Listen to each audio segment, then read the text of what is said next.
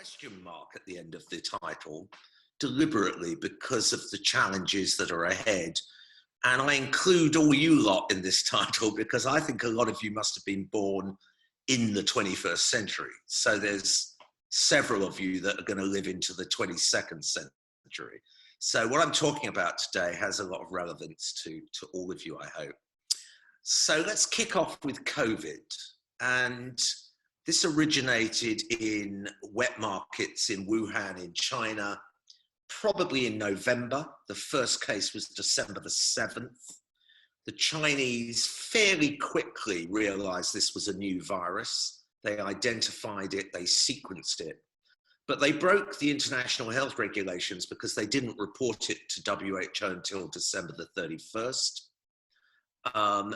And then they kept it pretty secret and were punishing people for talking about it throughout a lot of January. And they didn't allow WHO to get into Wuhan. But by the 19th of January, they did manage to get into there. And they realized that, you know, there were clearly a lot of people dying, that this seemed to be human to human transmission. And soon after that, the Chinese responded and things took their course. But again, it wasn't until February the 16th that actually an international delegation led by WHO was allowed in. So that was 2 months after the initial infection. So it was clear from about January the 20th that there was a major crisis. And we all watched this on our television screens, and that Wuhan was entering a terrible situation, and the president, Xi Jinping, took full control from that stage. And WHO made it very clear from mid-January, when they realized there was human-to-human transmission, that the principles of control of a pandemic are to find cases, test them, trace all their contacts, isolate them, and support people through the process, that you would need social distancing. But the last thing is really important. Whatever you do, you've got to act fast. And I'll come on to that. And they also recognize that there are behaviors that matter. Washing your hands with soap is good because the lipid bilayer envelope of the virus is very sensitive to soap. So that was good news. But, you know, it's taken the Western countries almost till now to realize that actually masks are quite good. And everyone in the Asian states was wearing masks almost from day one. And we realized that this was very like SARS, the first SARS epidemic in 2003, and a little bit like MERS, the Middle Eastern Respiratory Syndrome in 2015, which affected 5 countries, mainly in Asia. And all of these symptoms emerged, and it was clear that about 20%, 15 to 20% were going into intensive care units of admissions. 80% were mild to moderate cases, and about 5% of people at that stage were dying. It took us much longer to realize about the problems of long COVID. So this is where you get very slow recovery. In Italy, nearly 90% of those hospitalized were still struggling 2 months later. I've got people I know who've taken a long time to recover. The brain fog is an issue, and this can affect young people as well as old. And heart damage seems to be a very prominent feature. I was a bit skeptical of this data at 78%. And then in June, my wife had a heart attack completely out of the blue, and she'd been setting up a primary healthcare center in North London for COVID. And so that brought home to me that this is a nasty virus, and we have to treat it very seriously. And it has probably 5 to 10 times the mortality rate of a bad flu season.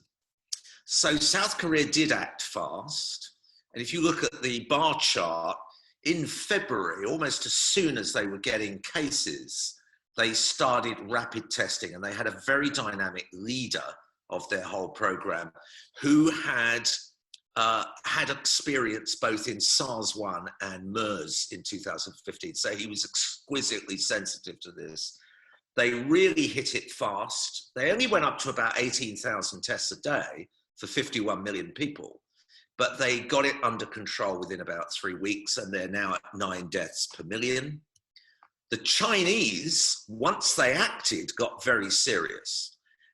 They brought in, within 2 weeks, 9,000 support workers to a population of 11 million in Wuhan. They locked Wuhan and the province down. They treated all cases and contacts. They introduced travel bans to other provinces. They devolved power to local provinces, which is interesting. And so, although they were given instructions what to do, it was up to the province to gauge how serious it was. The big data and AI assisted the contact tracing. They had a lot of education and information sharing on TV channels in every province. And they were very generous to people who were asked to isolate. And they're currently at 3 deaths per million.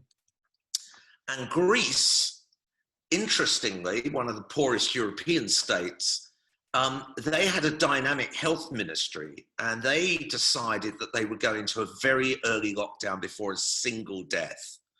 And they did it in phases, but they had a total lockdown 2 weeks after a fairly strict partial lockdown.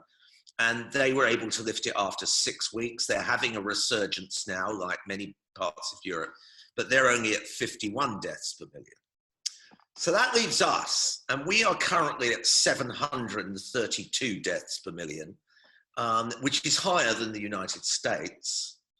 And we have to ask the reasons why. And I think it's a very complex mix of reasons. Probably the biggest problem was that they didn't follow the pandemic plan, and they didn't set up a coordinating structure. And it's still not clear to me, nor to Sir Paul Nurse, the Nobel laureate, who has repeatedly said who is actually in charge.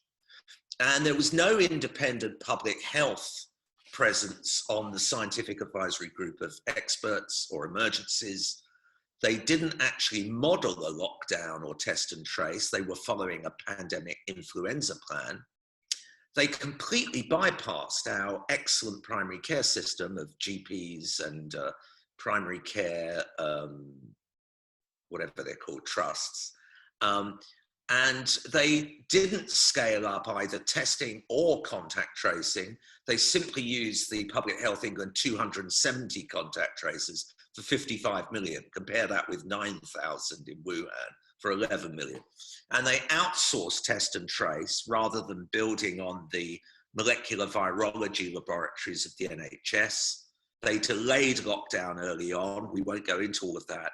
And they espoused early on a herd immunity policy, which caused a lot of controversy. So it hasn't been a good picture. We're not the only country like that.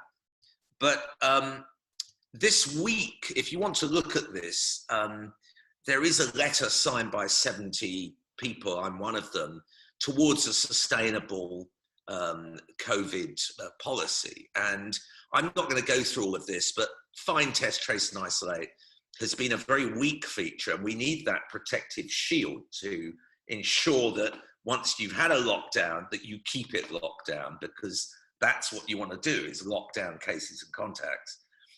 To invest in healthcare, to protect education, economic and social support. The government has done some pretty good stuff there in some ways. I mean, it gets criticized, of course.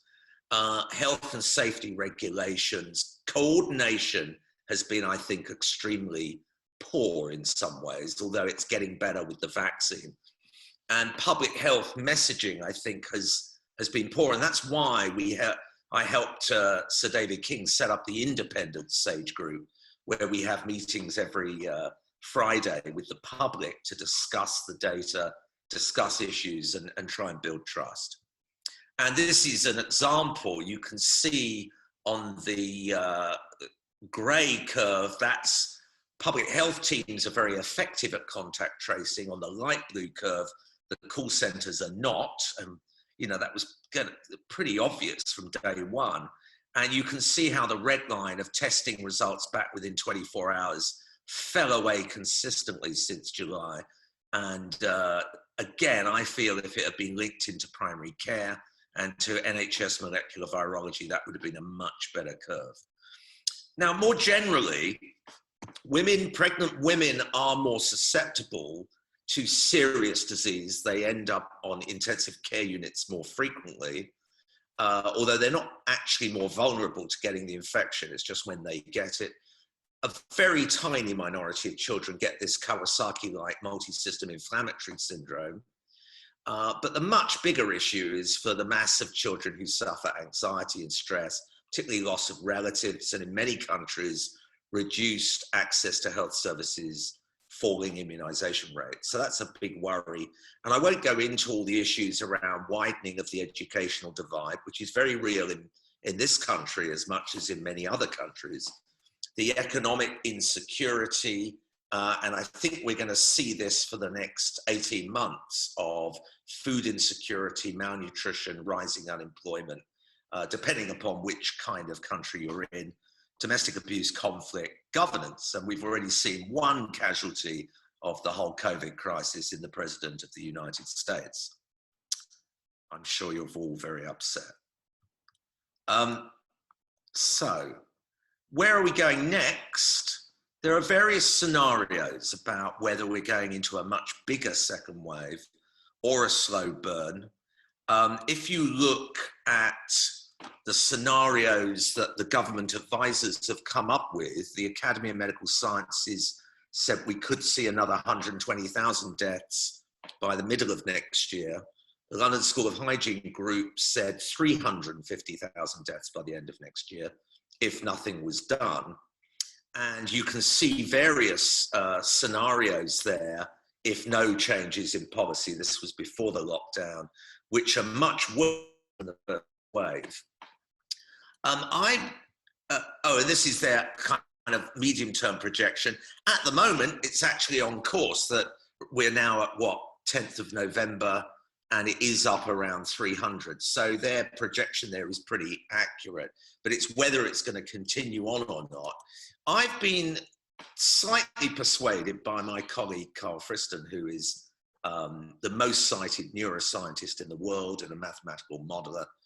He has a very different approach to epidemiology. He uses a thing called dynamic causal modeling, which applies variational Bayes to estimate unknown parameters, and then uses computers to assess the evidence for different models. And his model is more complicated than the epidemiological one, which is really just the upper circle. He uses other variables, and he's looking at deaths and cases. And his projections, he's saying, look, just because antibody results are low, it doesn't mean that so many people are still susceptible. For this reason, he believes that there's heterogeneity, that maybe half the population are effectively shielding, like I am now. I mean, I'm sitting on a cliff top in Yorkshire, and many other people are doing that. So maybe that reduces the number of people exposed. There may be fewer people than we think who are susceptible. Children, younger children are less susceptible, obviously, to disease. But also there may be other factors such as T-cell immunity or acquired. And then there is the issue of heterogeneity of transmission as well. So probably 80% of all transmission occurs from 20% of people. So that's a kind of super spreader thing. And that changes the pattern. He believes there'll be a smaller second wave. His model is a bit below what's being said at the moment. So the next couple of weeks are quite critical. If it continues on the upward path, then he's clearly wrong. And the SPI-M people from SAGE are going to be, the winners, if you like, in that argument. So we'll have to wait and see. We're facing a problem clearly of skepticism. This was in my local park in London. No lockdown, no vax track, stop 5G, no masks, arrest Bill Gates, nothing wrong with that really. Defund WHO. And what I liked about this was the kid in the pram is on his 5G phone, But anyway, so look, this week has been great because we seem to have viable vaccines. Pfizer slightly broke the rules by reporting it so quickly, and it is preliminary data, and we don't have all the data, but 90% efficacy looks very promising. We don't know if it prevents transmission or just severity of disease.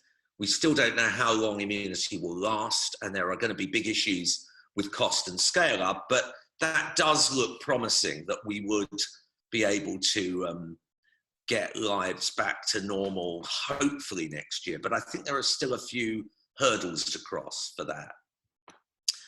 Now, what about other social and political impacts on health? The deterioration in Sino-American relationships has had a casualty, and that's WHO, who were piggy in the middle. And Tedros, the Director General of WHO, was very much lambasted by the Americans. As you know, Trump took them out, took the US actually out of WHO and stopped funding, although I'm pretty convinced that Biden will start that again as soon as he gets into power. But it shows you that health is a very political issue. And this is the World Health Organization. This is the main boardroom where everyone sits at the World Health Assembly. I might actually be in that picture somewhere, but I can't actually see. So I spent 3 years at WHO, and it was fascinating. The day I got there, I was in the cafe, and this guy on the left, Andrew Cassels, came up to me. He's a Brit who had just retired, actually. He was in the process of retiring. And he said, "Hi, Tony, welcome to WHO." He said, "Do you know how many people work at WHO?" And I said, "No, Andrew." And he said, "About half," which I thought was quite funny, actually. And of course, it kind of played to the stereotype of the hopeless bureaucracy that never gets anything done, which actually was not my experience at all. I think it's a grotesquely underfunded agency.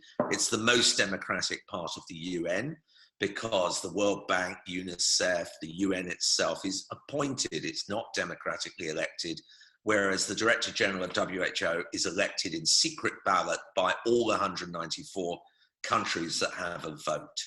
So, and I led a team that I thought were, worked their butts off, actually.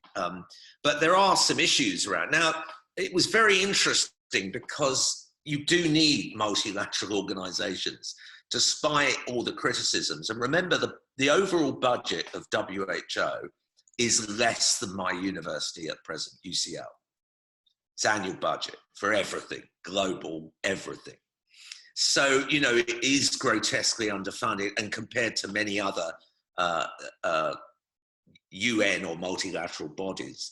But it does have soft power because governments feel they have skin in the game and they listen to what's going on. And one of the things I really love were all the meetings. We could call in, this was a meeting about early childhood development for a global policy document, and we had people in for, usually for 2 or 3 days, who would discuss the document, who would contribute.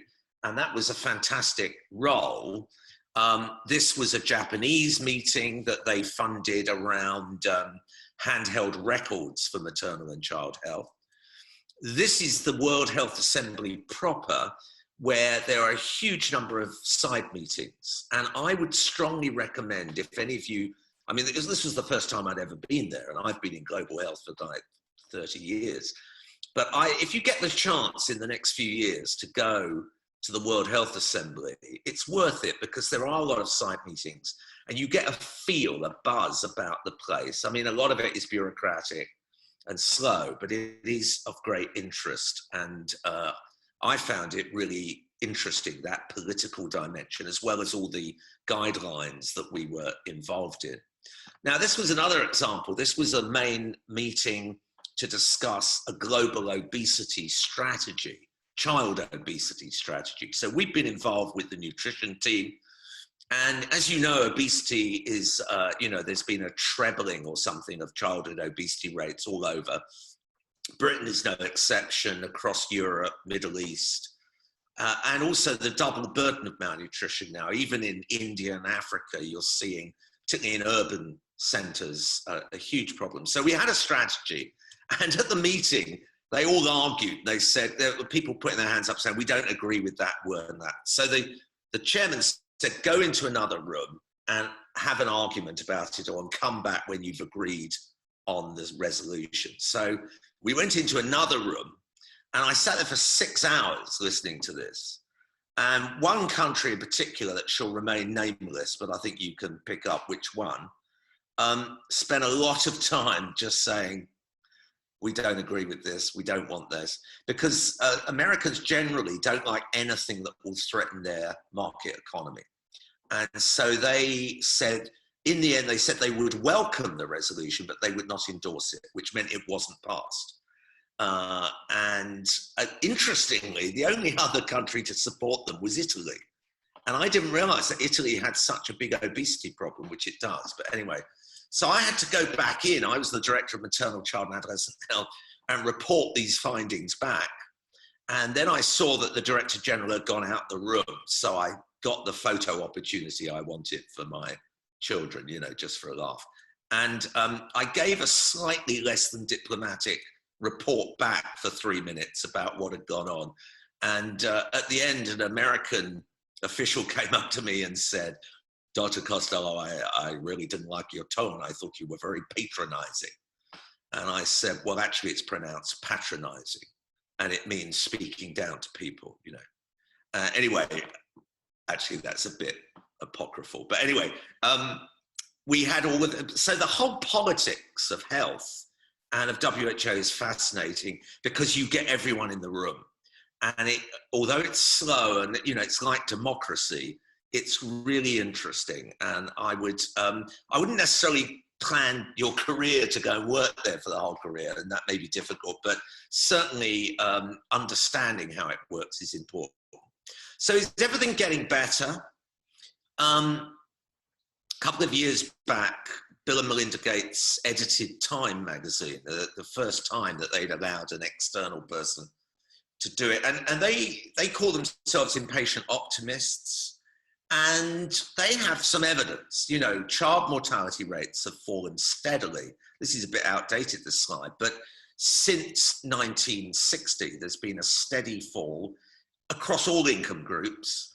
I think it'll be very interesting to see this year what has happened, because there may be a plateauing or even a reversal in certain countries. But nonetheless, that's impressive.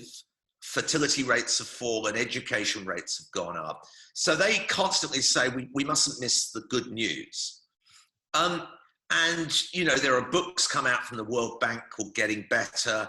You've got Mark Zuckerberg chipping in saying that, you know, in a fast-moving, porous world, large institutions like WHO and the World Bank are as useful as dinosaurs. And it's all about philanthrocapitalism and social entrepreneurs and etc.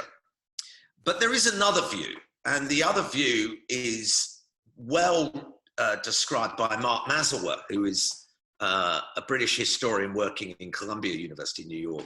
And he says that we're in a world of weakened state institutions. We've had a financial crisis, rising inequality, welfare net slash, black markets, crime, rigged elections, corruption, disaffected electorates, and really a lamentable response to climate change. This was, of course, before COVID. And he said voters around the world still see their primary allegiance to their national state rather than any larger polity. And of course, Britain is trapped in this, you know, concern about being in Europe or not. And we could end up having bad relations with everyone, with Europe, with America, with China, but let's wait and see. So, whoops. Yeah, so another example, you know, of the social dimension, if you like, of health. You've got here, you've got maternal mortality rate down the bottom, and you've got cesarean section rate up the y-axis. And you can see that poorer countries have much lower cesarean section rates. And the red line is the WHO recommendation of about 15% of cesareans are about right. So you've got a lot of people living in countries where they're getting too little, too late intervention. But then lots of others who get too much too soon. And even in a country like Bangladesh that you see there, it says it's 20%, but actually if you go into a hospital in Bangladesh to have a baby, your cesarean section rate is closer to 60%.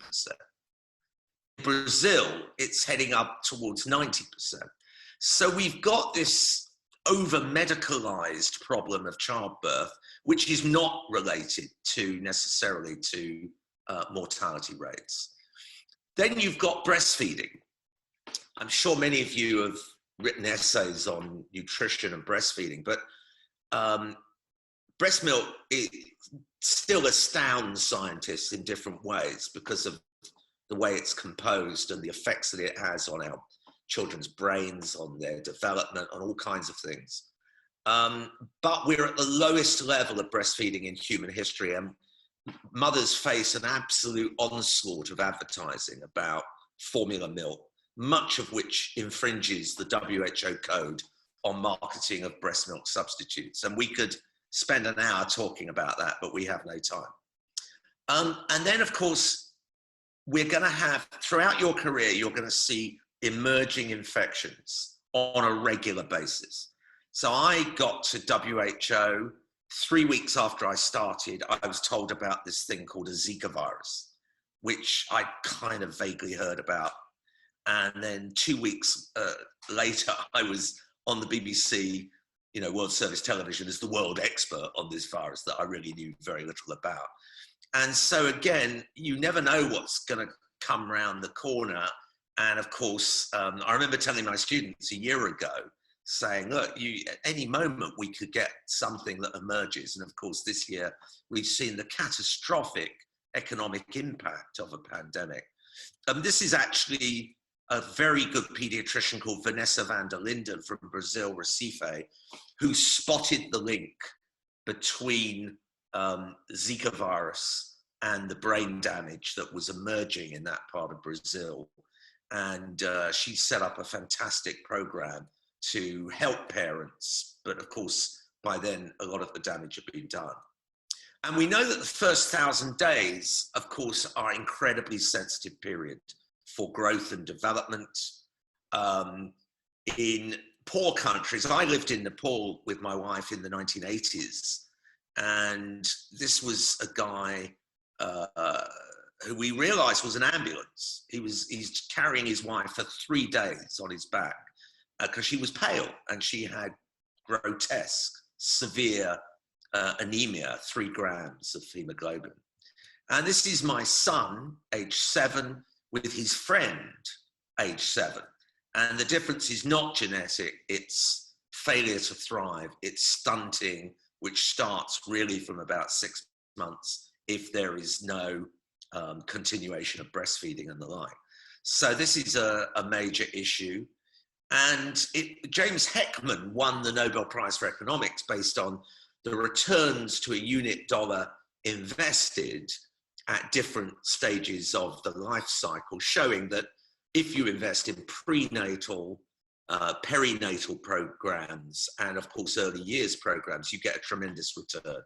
And that's why, I think what Marcus Rashford's doing is incredibly important.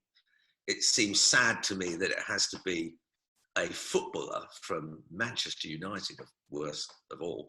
But, why that has to be the case and why politicians don't really understand the economic importance of really investing in children.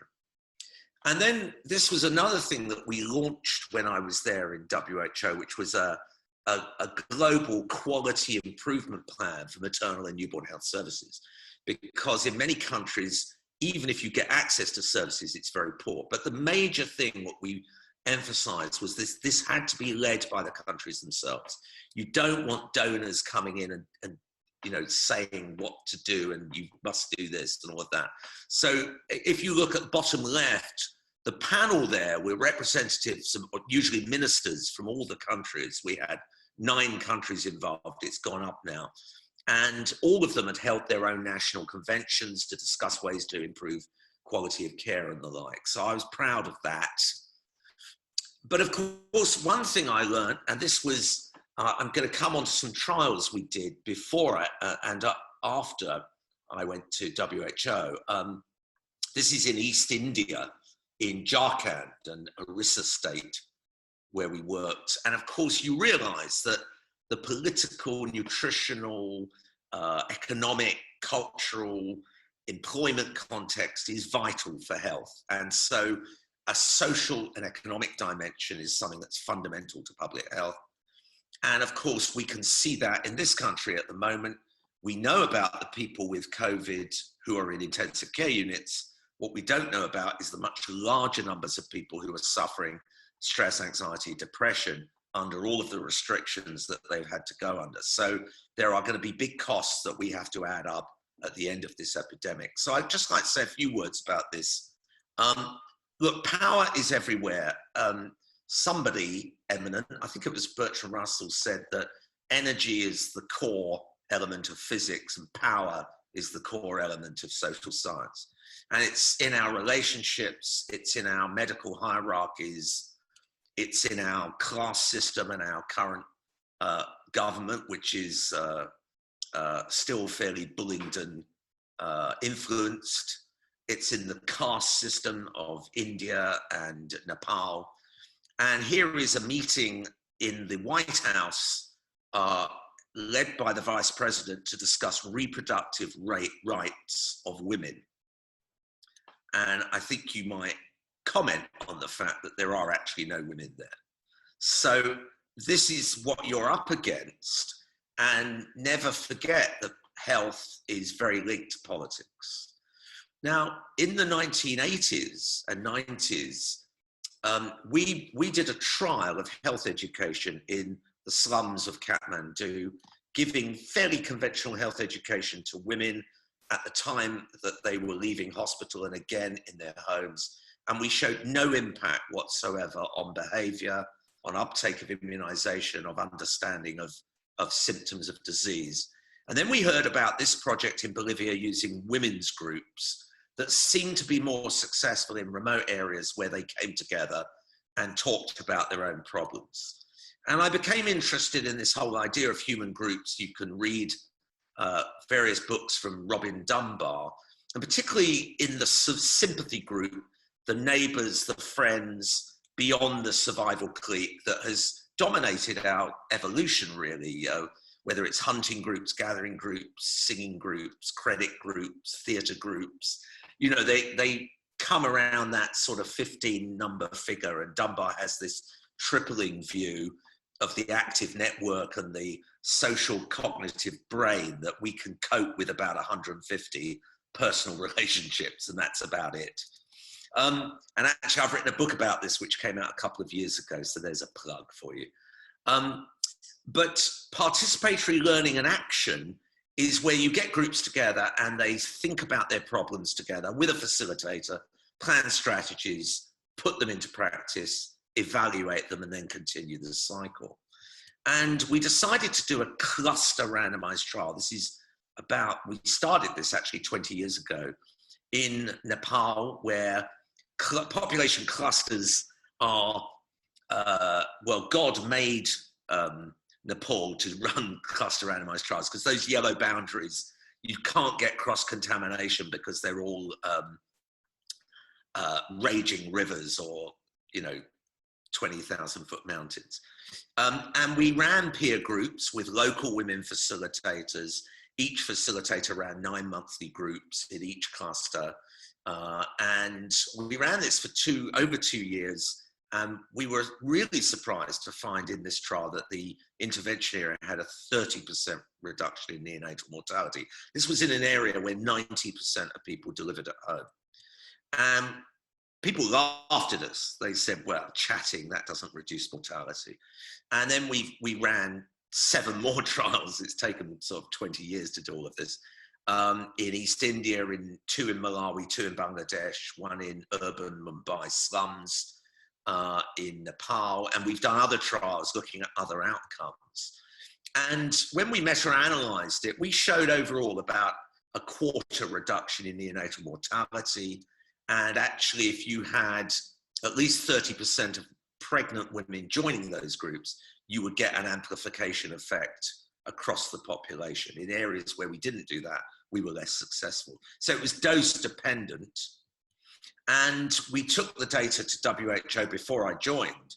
And they spent 18 months looking at it, and they came up with a policy recommendation based on this work and others. And we got that through. And in India now, there are 7 states implementing this. So it's not a drug, it's not a vaccine, it's not a device, it's women solving problems, saving lives, according to the editor of the Lancet. Can it work at scale? The bottom left is Aarti Ahuja, who was the Secretary of Health for Orissa State in India.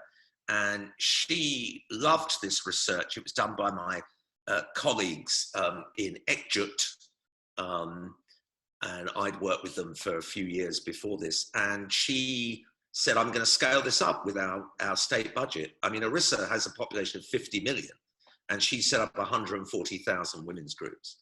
So that was encouraging. This is even more interesting because we ran a trial led by my colleague Ed Fottrell in Bangladesh, where we compared community groups or mobile phone messaging to prevent and control diabetes and pre-diabetes. And we had 3 arms. It was quite a big study, 32 villages in each. And we had a control arm, a mobile phone arm, and a men's and women's groups arm. And it was where we had groups that we had a really dramatic reduction in the prevalence of diabetes and pre-diabetes, which is very common in Bangladesh. 30% of people over the age of 30 have diabetes or pre-diabetes. So this was a very interesting, we published this, of course it got very little attention because it's groups, it's not a drug. If it was a drug, I'm sure we would have been on the stock market by now. But it brings home about the social dimension of health. Adolescent health is neglected. I discovered at WHO, as we all know, adolescents are lovely people with clean white teeth and smiles, but not all the time. And what's interesting about adolescents, and I've had 3 pass through my house, is that they love peer groups and mobiles. And that's an opportunity because it's between the ages of 10 and 20 that you take lots of decisions about your approach to mental health, to nutrition, to seeking care, to drugs, to smoking, drinking, sexual behavior, and the rest. And yet virtually no studies have been done, I promise you. If you want to get into this, it's a really fertile area. And I think using peer groups or a combination of peer groups and mobiles could be a very interesting exploration. I want to finish with just a very quick mention of this, the Lancet, A Future for the World's Children. This is a commission we set up 3 years ago, and it reported, you can download this from the Lancet for free, in February this year, chaired by the former Prime Minister of New Zealand, Helen Clark, and Awa Cossette, the Minister of State from Senegal. And basically, we realized this was a higher level. This is not about treating malaria or diarrhea. This is about how do you protect children into the future? And clearly, children cut across every single ministry. You need better transport, better agriculture and trade, better urban planning, environmental effects on air pollution and obesity, family services, housing. 40% of children in the world live in slums or in very poor quality housing. And we know about education. Yes, there are many more children in schools, but the quality of education still leaves a great deal to be desired. And we came up with 5 major recommendations for the future. Firstly, that women and children need to be placed at the center of the Sustainable Development Goals. I hope you know about the Sustainable Development Goals. If not, download this and read about the 17 goals. And we know that investing in children is immensely important for future economic development. We need multi-sectoral action. It's not enough to do this through ministries of health. And there are lots of things that we put cost-benefit ratios and all kinds of data, and about the gap, about every low-income country is probably spending $200, not spending $200 per head that they should be doing, and that's the gap we need to fill. Acting on climate change. This is a massive issue. I'm only going to touch on it, but we know our house is on fire. We've heard Greta Thunberg. This was a picture of Australia during their wildfires. So this is not just about low-income countries. We did an interesting thing. We set up a child flourishing and futures profile where we looked at countries and ranked them according to how flourishing their children were on nutrition, mortality, access to facilities, women's empowerment, all kinds of things. But also then looked at whether or not they were in excess of their emissions for the 2030 SDG target. And when you look at the picture, you find that the poorest countries, of course, are doing worse on the Child Flourishing Index, but the wealthiest countries are doing terribly on the emissions index, which is damaging all future children across the world, all of them, because carbon doesn't go away.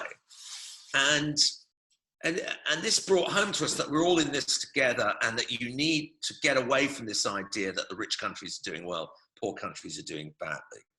And of course, we have a very thin atmosphere, and there are lots of impacts, which I'm sure you all know about.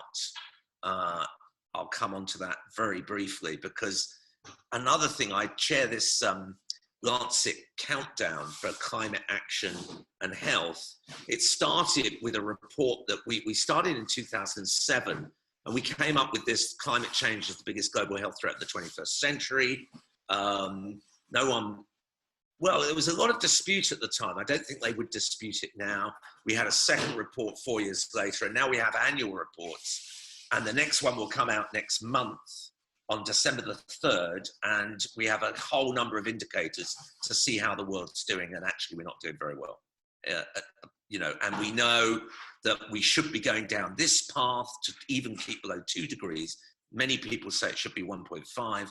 But actually we're heading up this path to a very much higher risk climate future. So these are the big issues. It's your job to provide some resistance to political power, as I'm sure you are in different ways. There's a great deal of eco-anxiety.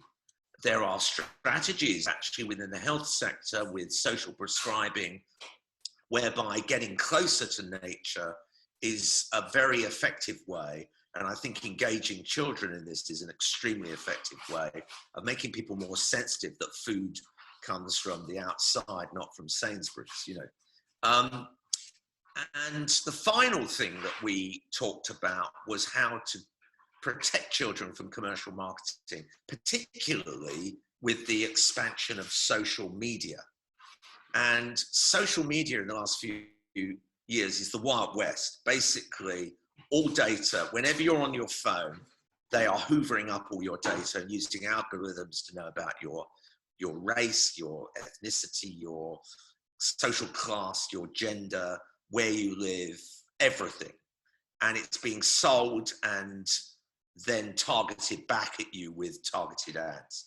And for children, we think this offends the Convention on the Rights of the Child. And what we now wish to do is to try and get an optional protocol added to that, so that then national lawyers have something to work on when they try to come up with national legislation, because WHO has no power in that regard.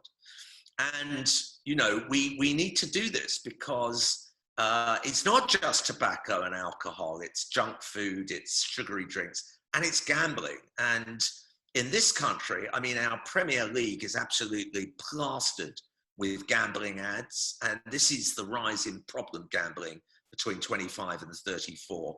And gambling is the most resistant thing to treat, actually, in psychiatry.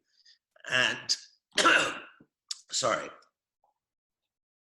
I have two one aunt, one uncle, who were both problem gamblers, and it didn't do them or their families any good, I can promise you. So finally, my message is, having said all of this, I would still stay optimistic. So in 2014, I went to a conference in Stockholm where Bill Clinton was speaking about food and nutrition. And I was keen to listen to him, and I flew in, I was in a black t-shirt. And then at the end of the conference, I met the organizer who I knew, and she said, "Oh, come upstairs, you can meet Bill Clinton." And I said, "I don't have a jacket." So I borrowed a jacket, and I went up and I had 10 seconds with Bill. Nice photo though. It's my kind of Steve Jobs moment. And what Bill Clinton said, Bill Clinton was a master orator. And these are the three things he said, which I really liked. we're doomed to interdependence. The successful states in America have the most networks of cooperation, and people can do anything as long as they feel they can make the future better. So I've learned in the climate game, although, you know, I'm not an impatient optimist, I'm sort of a cheerful pessimist, but I do think we have to, you know, there are going to be ways that we can adapt. There are going to be ways that technically we might solve some of our problems. Let's keep an open mind. Let's go for it. And remember that medicine is also about social interventions as much as technical interventions. And on that, I think I'll finish and take some questions. So over to you, Rahul. Thank you very much for listening. And if you're interested in Twitter, which I am, because I find a lot of information on Twitter, but I'm the global health twit. But anyway, good to chat. Perfect. Questions? Thank you so much, Professor Costello. That was a tour de force of kind of your work in global health as a whole. It's such a vast range of people and projects that you mentioned, especially like the political dimension throughout. And I think, please, everyone, send in your questions on the chat, either to me personally or to everyone. But just a question, I think, from me to start off with. It seems like the whole talk highlighted the value of patience. Some of those trials took years. It requires almost a career of, it seems like it requires a career of dedication to make real change. So what is the kind of message for us as medical students and junior doctors who are maybe like unsure of what kind of specialty they want to go into, let alone changing the world on a global scale? What's the kind of message for us? Where can we start? Very good question. Look, I spent, like you will, from 20 until my mid-30s sort of worrying about what I was going to do with my life. And the thing is, in a sense, your career is also dictated by happenstance. You know, what happens. I always think the best things that ever happened to me were rejections. You know, I won a few prizes after leaving Cambridge, going to the Middlesex, and I thought I'll walk into my first SHO job. And I went to the Hammersmith to become an adult physician. And there were 25 people for 18 jobs. And I knew a lot of the people. I thought I'll walk into this. And I had a 1.5 minute interview and I was rejected. And I thought, well, if that's adult medicine, I want no part of it. And so I ended up doing pediatrics. And then I applied 10 years later to go to the Gambia to be a kind of semi-colonial doctor in a, you know, MRC unit. And I got the job. And I came out not feeling actually fantastic. I was a bit worried about it. And then the next day I got a phone call saying Mrs. Thatcher had cut all the budgets. And I didn't have a job, reapply in 18 months. And then out the blue, I got a call from Save the Children Fund, who I'd applied to a few months earlier. And that was when we got a job to go to Nepal. And everyone said I've fallen off the ladder. And we spent 2 years in Nepal in the middle of nowhere, 2 days walk from a road. But I learned more in that 2 years about community health, public health, than any course that I could have done. And so I think that was quite influential. And I mean, I'd been a high-tech doctor. I was a neonatologist doing brain research, and then I flipped into Nepal. But I realized there were lots of questions and I got very keen. And then I had to hang around for ages to get a consultant job, and one that allowed me to do various things in that direction. So it takes a long time. And then WHO was completely out of the blue. I mean, I'd been at UCL and I was already past 60, and I happened to know someone there who was the assistant director general, and she rang me up and said, we're desperate, we're getting criticized for not having a director, will you come? And initially I said no, but then then I applied, and that was great. I mean, again, that was a kind of happenstance. So I think in your career, you'll work out fairly quickly what you don't want to do. I knew I didn't want to be a surgeon or a dermatologist, and so that cut out a few things. And then you begin to realize, but a lot of people at Cambridge will end up also doing something academic. You can do academia in public health, in general practice, in almost any specialty. You can develop your own niche and interest. And also with the internet and stuff, you can set up partnerships with people across the world. So there's a lot of opportunities. I'll stop there. I'm talking too much. Yeah, thanks very much. A couple of questions that have come in. You spoke quite a lot about protecting children. Do you think it's possible to overprotect children? And if so, how can we balance this? That's a very good question. And yeah, I mean, I remember in Nepal, they looked at nutrition of street children, and they did a study and compared them to their age-matched controls in schools, and were rather shocked to find that the street children were rather better nourished than their counterparts, which rather suggests that children are very resilient. You always tend to treat children as younger than they're really thinking. They're smart kids, they're devious, you know, they're, and I think that's a really good point, that the most important thing in early childhood, and this was developed by a Cambridge ethologist who'd done a lot of work with monkeys and all kinds of primates. He said the most important thing for children is not to do rote learning, it's to play, because being playful is very important. And I've had the privilege of working with 2 or 3, or being lectured by 2 or 3 Nobel Prize winners. And Nobel Prize winners are very playful people.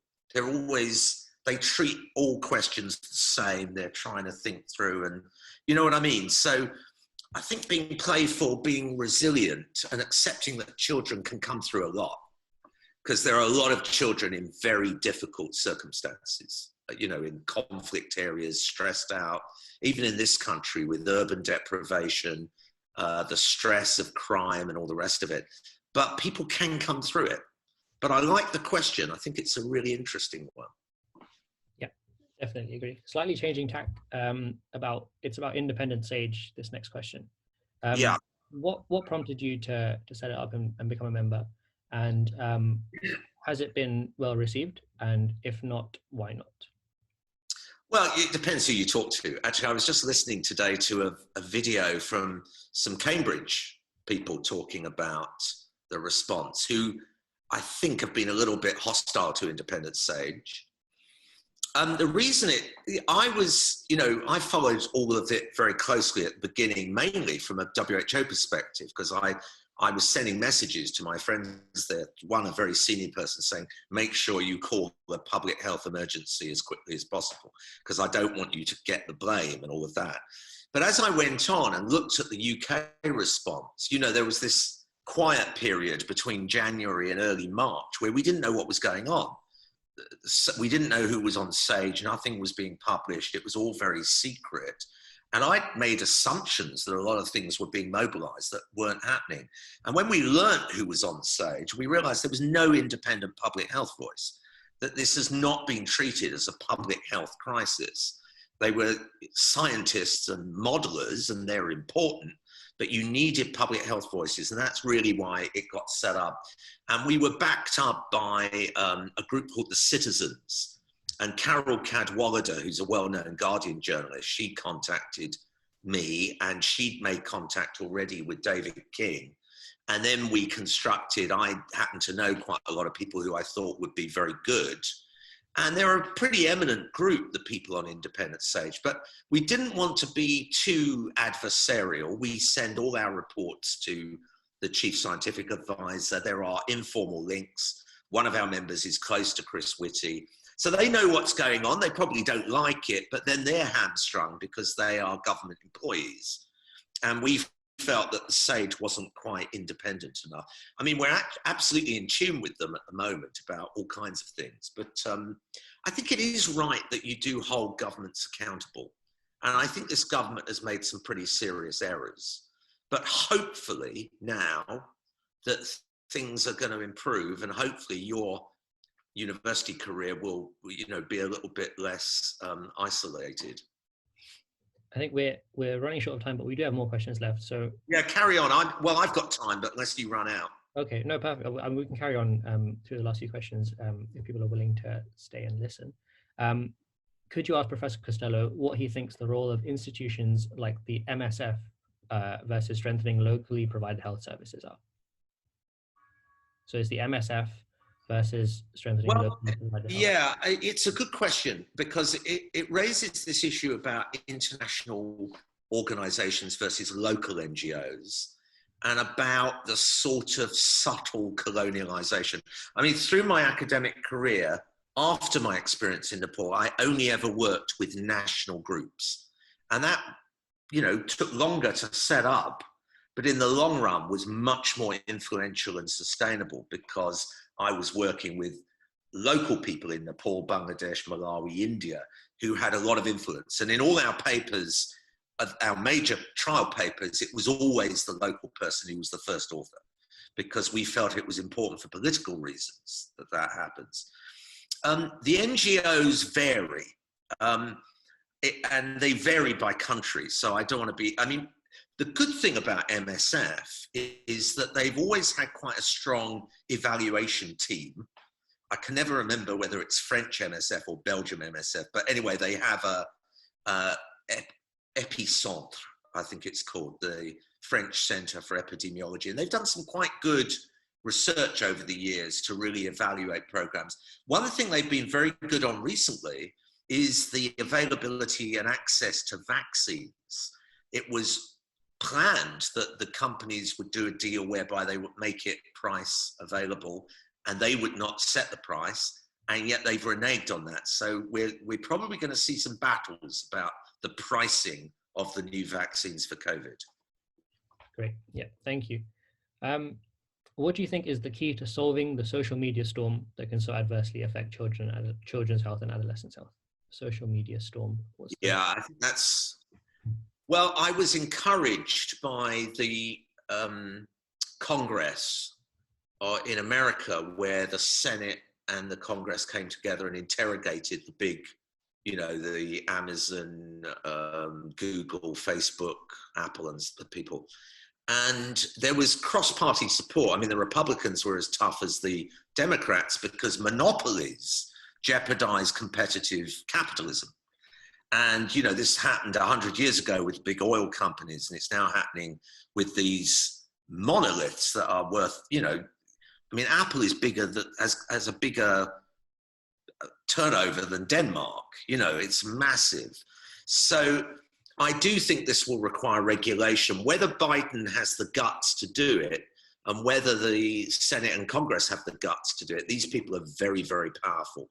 But you do need governments to stand up to this and to try and ensure, particularly with regulation, by saying to Facebook, for example, you're a publisher, you're a media branch, therefore you need to abide by the rules that all the press have to and the TV have to, under regulation or self-regulation. That hasn't happened up to now. And I think they've got away with all kinds of issues with tax evasion and the like. But this is going to require regulation. I hope we can get there. And we will very definitely use our, the effects on children to raise the profile. But all these things take a long time. Yeah, definitely. I think okay, so sorry, that was meant to be the last question, but another one's just come in, which I think is a pretty good question. From the supranational perspective of the WHO, how do you feel different national approaches for comparable countries with similar health challenges can be organized and enforced beyond recommendations and guidelines to best support children and public health without plateauing or backsliding of the process? Wow. Yeah, so a lot of people have this kind of perception that the UN has power, and it doesn't have any power at all, effectively. It has soft power, and it tries to do it through diplomacy and influence. And of course, when you're at WHO, rather like when you work for the UK government, you can't speak your mind. When I went there, they jumped on me several times about Twitter. And I was going to get sacked at one point because I criticized the Director General for appointing Robert Mugabe, which I thought was a crazy thing to do. And I said that on Twitter. And fortunately, he reversed his decision before he got back to Geneva. And we got on okay. But Yeah, it's difficult, isn't it? You do need multilateralism because you want people to keep talking. You know, as Churchill said, jaw is better than war. And so, you know, but there were huge differences, cultural differences, religious differences about what's acceptable, you know, things like corporal punishment, about domestic abuse, about sexual harassment of women, about access to abortion. All these issues are hugely complicated. And, you know, when you're trying to referee 194 states, it's difficult. But it's important that they're all in the same room and that you're having those conversations. But that's diplomacy. And I mean, I'm now back being a difficult academic, asking difficult questions and being less diplomatic, which I quite enjoy as well. But I mean, there are two ways of approaching this: diplomacy and evidence, and you can choose which way you want to go if you want to go into public health. But I'm a pediatrician as well, so you know.